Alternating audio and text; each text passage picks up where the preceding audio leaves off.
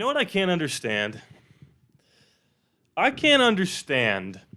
I could not possibly imagine. I can't even begin to fathom getting a head coaching job or getting any job that you would consider your dream job at the age of 33. Screwing it up so badly because you tried to be Patriots West Coast or you tried to be something you're not, right? And then waiting 10 more years to get your next chance. And then you get your next chance and you sing the Kumbaya songs and you say, I've done my self-reflection and I'm going to be better, right? And then you continue to do the same shit you did the first time you got the head coaching job. Instead of adapting to the people around you, you got rid of everybody and you got rid of every philosophy and you said, this isn't the Raider way, this is Patriots West Coast, this is the Josh McDaniels way.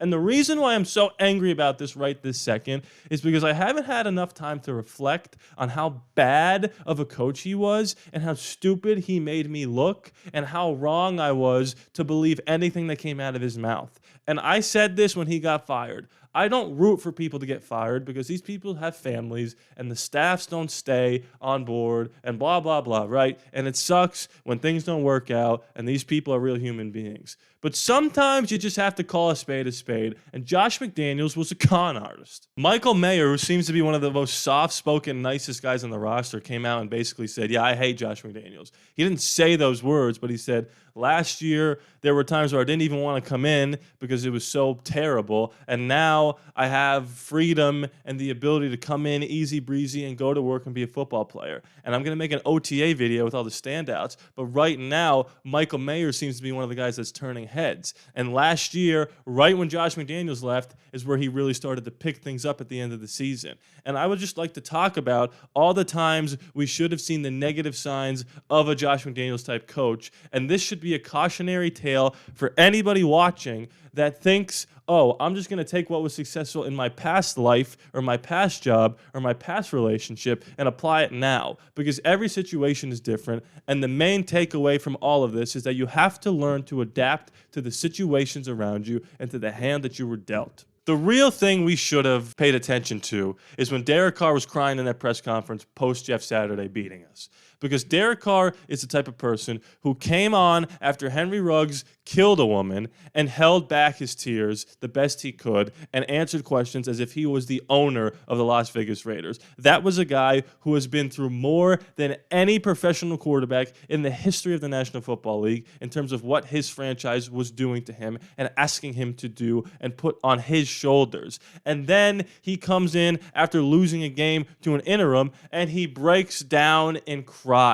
Josh McDaniels broke Derek Carr, one of the strongest, willful people in the National Football League. He absolutely broke and bent his spirit, and it's probably never going to be the same again. There was another time, I can't remember what game it was, where Josh Jacobs was in the locker room during a press conference or during a post game, whatever, and they asked him, how can you spark this offense? And he said, that's not my job. My job is to be the running back.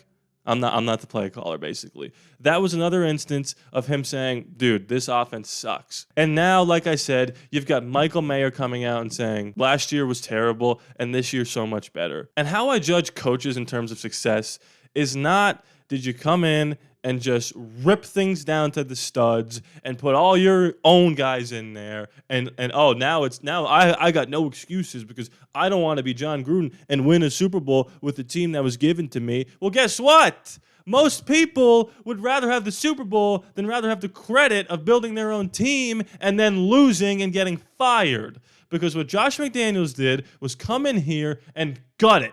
He gutted the whole team, and then he traded for Davante Adams and thought, well, that's going to be good enough. He took someone like Hunter Renfrow, who was a Pro Bowler, 100 catches, 1,000 yards, and now nobody wants to sign him because of the 2 terrible years he had under Josh McDaniels. This is a guy who's one of the nicest guys in the league and one of the best route runners in the league, and he's unemployed because of how bad he was in the Josh McDaniels system. And what I look for in a good coach, like I said in the beginning, is adaptability.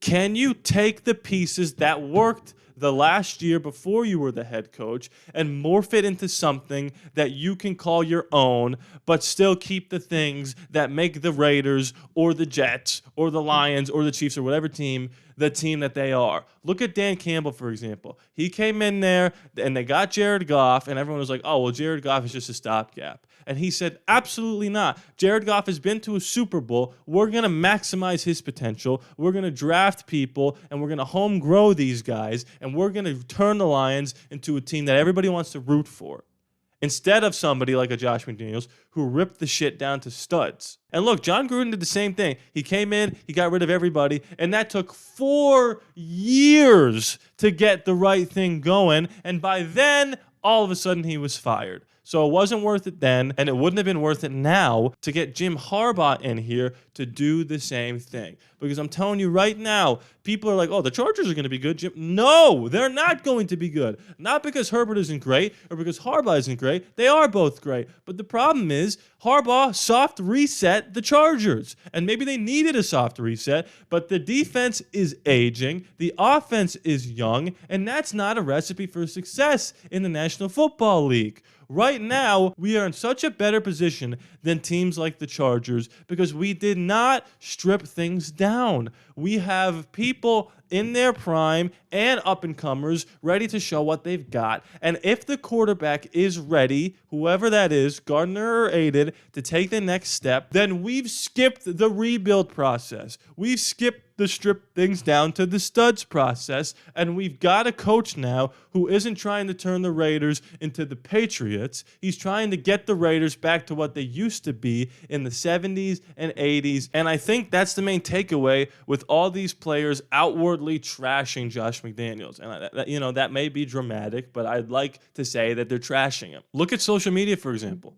The Raiders are posting all these little videos now about the players having fun, and they're having cool, interesting type ways to show the schedule being released, and they're talking about the Raider way, and the people are asking, hey, what's your favorite song? Can you sing a little bit? They're having fun.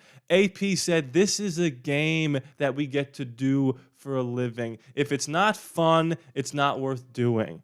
And when Josh McDaniels was our head coach and Dave Ziegler was our GM, you didn't see any of these videos being posted on social media. And it's not anything that would get roasted, like Nick Sirianni's first press conference or Dan Campbell biting kneecaps. And those two guys turned out to be decent head coaches in their own right. But it's just showing that the Raiders are the Raiders. They are a team. They are a family. They are connected. And they are having fun. It is okay to have fun when you're playing a game. It doesn't matter if you're playing checkers with your niece or if you're playing for the Lombardi Trophy. It's a game. And the best way to win is to have fun doing it. Because I can tell you right now, anybody out there who has been an athlete at any level, there are games that you've won where you sat in the locker room and thought, God, that didn't feel like we won that game at all. I feel awful. And yes, a win is a win is a win. But last year, there were games we played, like the Packer game or the Patriot game, where it just kind of wafted over me. I was doing stuff on my computer while the game was being played because I was like, we're not going to win this game. And even if we win this game, we don't deserve to win this game. That's not me. I am a fanatic. I watch every single play, every single second, blowout or close game, down to the last second. I watch every single play. And I didn't miss any plays in those games, but I wasn't locked in those games. And when Amik Robertson picked off Jordan Love, I thought, I don't care. Does that mean we're going to go in and beat the Lions? We scored 17 points this game, and we somehow won. Now with AP, he is infusing that infectious, positive energy. We are getting the guys to have fun, and we're getting to be disciplined. I think John Gruden was close with that. He had the fun persona, but was also a hard ass. I think AP can be angry at times, and he can be tough on people, but it comes from a place of respect and love. I think Antonio Pierce, obviously, is the perfect guy for the job, and I'm happy that the players now seem to be so free and easygoing with the coach and with the team. And I think that's going to show on Sundays, Mondays, Thursdays, Fridays, and whichever games we play in between, maybe a couple Saturdays. What say you? Comment below your thoughts on Josh McDaniels. Go as hard as you want. I don't care. I don't care. I don't like the guy. He swindled me. If you would be so obliged to check out the Patreon, patreon.com/ALLaBorde Raiders. Link is in the description below, where you can get Discord access, ad-free content, exclusive content, your name at the end of the credits, all good things that you can check out. But if you don't have the means, don't feel like it, that's okay. You're doing just enough by watching the video and dropping likes, dropping comments. Please be sure to subscribe. It is free, outro, no charge to you. I love you guys. and I'll see you next time. Woo! One more.